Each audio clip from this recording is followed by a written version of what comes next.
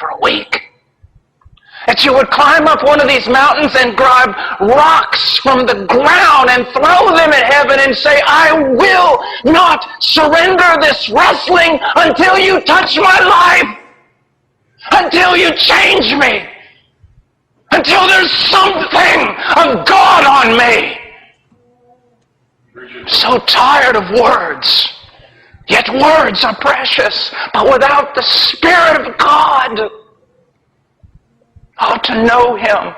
Brothers, I have sometimes jokingly said that when a Jehovah's Witness knocks on my door and they say, we're Jehovah's Witnesses, I'll open up the door and say, well, come on in, so am I. And I'll let them talk for about 10 minutes and I'll say, you're not a witness for Jehovah. You are lying about Jehovah. Now, why do I do it that way?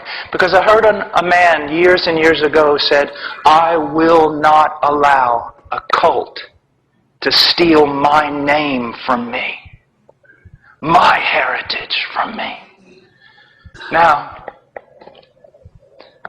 nor will I allow TV preachers and evangelists, many of them heretics, and movements to steal the Holy Spirit from me. I will not be afraid of Him. I will not turn in my heritage or my mantle as a man of God because other people speak falsely with regard to the Spirit of God and His power upon their life. I will not. I have a book here. And in this book is the book of Acts. And I see in that book mighty works of God. It's not the acts of men, it's the acts of God through men. And I see things that apparently Christ saw that His men needed. Do you realize they saw Him resurrected and yet some still doubted? They were still afraid. And it wasn't until the mighty wind of the Spirit of God blew through them, was poured out on them. There's so much wrangling today about the text, and we miss the entire meaning of the text. Yes, we have to look at it correctly to defend ourselves and our flocks from those who would interpret it wrongly. But at the same time, do not miss the point. They needed power from on high. They had seen Him die. They had seen Him resurrected. But it wasn't until the Spirit of God was poured out in a Joel, New Testament, New Covenant type way that they were able to stand and bear witness to this Word and to Christ. There is absolutely nothing withheld from God's beloved, from Christ's beloved. There is no spiritual blessing withheld from you. There is no measure of His presence that He will deny you, but you have not because you ask not. Oh dear, what a banquet, what a cornucopia, what a sea of joy in His presence and of power to minister as though you were carried by another. And be very, very careful. Although I do believe I'm saying something you need, some of you are so worried and will even say when you leave this building, well, he didn't even open up his Bible until the first 15 minutes. Can't you not hear that God is speaking? Biblical things are being told to you at this moment. I am not a great systematic theologian. I know my limitations. I am not a scholar. I will not stand in seminaries, and I so appreciate men who do. If it weren't for them, I don't know where the direction of my life would have gone. I so need brilliant men. I am not one of those, but the one thing I can tell you is that all my life I have been needy, and I have been weak, and I have been slow, and I have been afraid, but it caused me to run to Him, and in running to Him, there is such glory. There is such power. There is such life. You see, it's not just they need correct thinking. For men to even be able to grasp with their mind, it must be a thing of Ezekiel, can these dead bones live? You see, we are to be scholars, but we are to be prophets. We are not to be businessmen and administrators. We are to have the power of the living God upon us. And when we proclaim the word, we are proclaiming words to dead men. And it must be the Spirit of the living God who comes and raises them from the dead. And then when they are raised from the dead, they are yet not mature. They need Christ formed in them. They need to reach the full stature of Christ, and that requires knowledge. Again, our people perish because of a lack of knowledge. But oh my dear God, lift up your pants and show me your knees. Was Paul not an intercessor? Was he not? Oh my dear brother, listen to me. There is nothing impossible in prayer. There is nothing impossible. So many believers with besetting sins in their life, and they think that literally that's the way it's just always going to be. So content with slavery.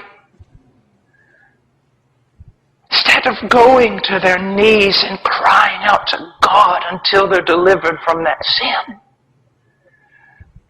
Pastors, we preach and we preach and we preach and we preach and we preach, but where is the demonstration of power? Yes, men are changed through preaching, but have you ever seen men changed through your prayer life? Have you ever silently labeled a few men that you were going to focus your prayer life upon and hit your knees and fought and wrestled until Christ is formed in them, and you saw a maturity and a glow and a life that was absolutely unexplainable apart from the power of the living God?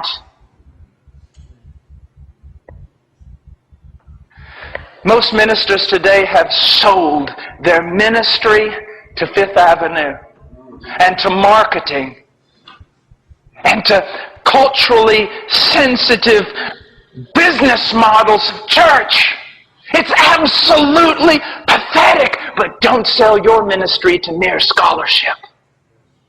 You are a man of God. That would suppose that you dwell with Him in secret prayer. Secret prayer. Secret prayer. Is the presence of God a reality in your life? Even that statement set some of you trembling and afraid. Will He go off on us? Is He really not of our camp? Is He a little bit too, given to experience? Again, go back and read those old books of yours. Find those men. Oh, brothers, we are more than administrators. We are more than mere scholars. We are men who dwell in the presence of the Most High.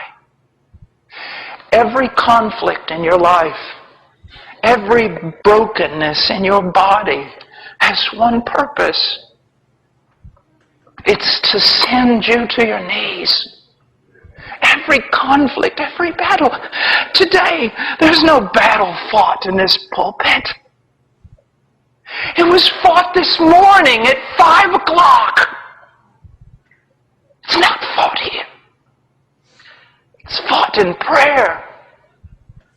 It's won in prayer. The thing is done in prayer. The thing is done in prayer.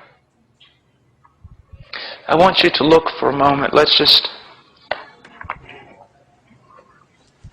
go with me to Luke 18.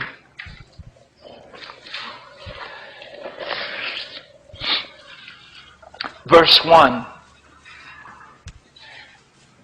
Now he was telling them a parable to show them that at all times they ought to pray and not to lose heart.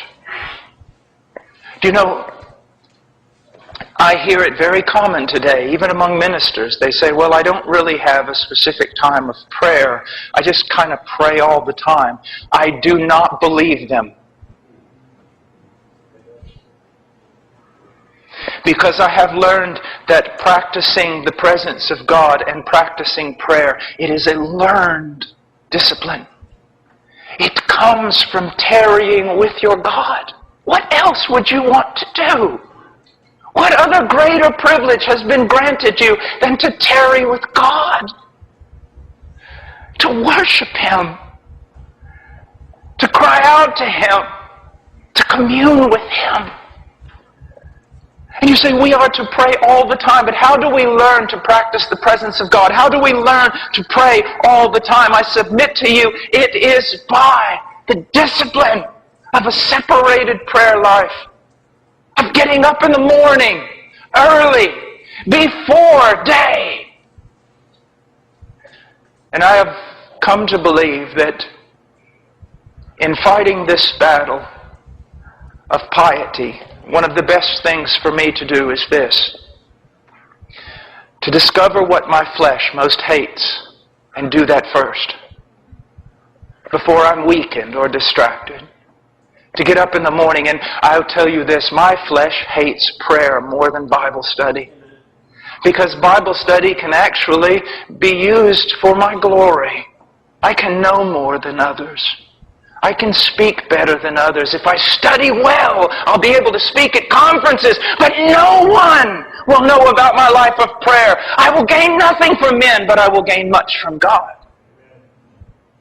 My flesh hates prayer. Another thing, just for you young ministers, we are never to be anxious. It's funny to me that men who believe so much in the sovereignty of God would actually be anxious. But I wake up sometimes in the morning anxious.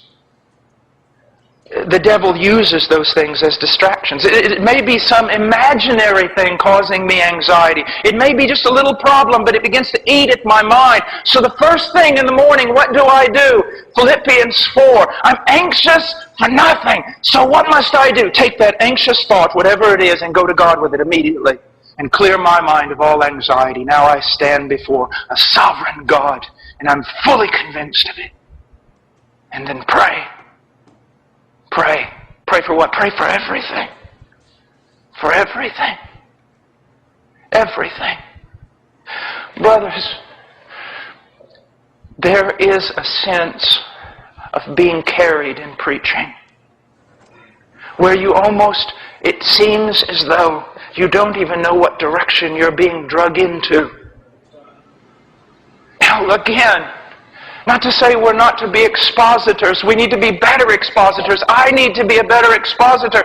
But you can have every T crossed, every I dotted, and there's no power. You know what I'm talking about. You've seen men wax eloquently, and yet your soul was not moved. Nothing was dealt with in regard to your conscience. He taught a parable specifically to let men know that they should always pray. A parable is built around this with one purpose, that you would always pray.